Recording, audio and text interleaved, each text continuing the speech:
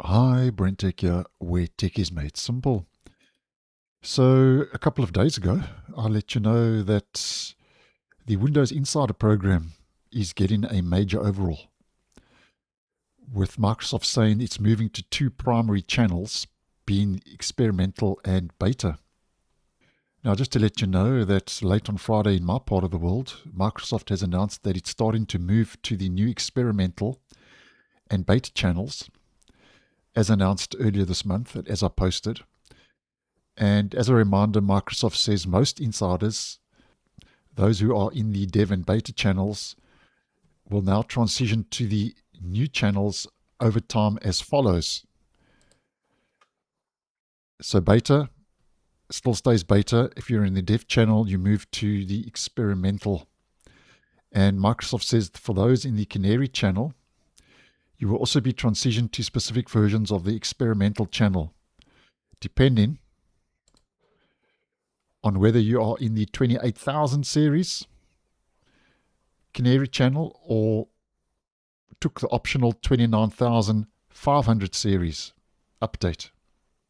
But basically, at the end of the day, it's two channels, beta and experimental, with the subdivisions for the Canary channel, basically.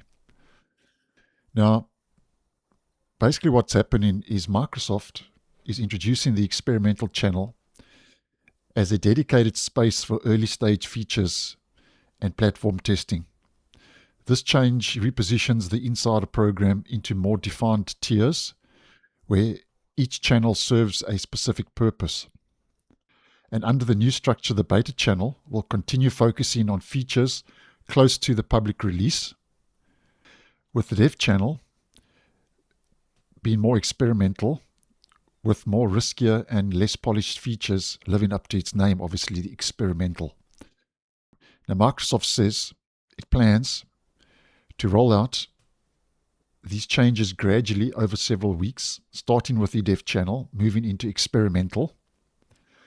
And it's mentioned that if you want to switch early, you can manually enable the new experience through settings under Windows Update Insider program.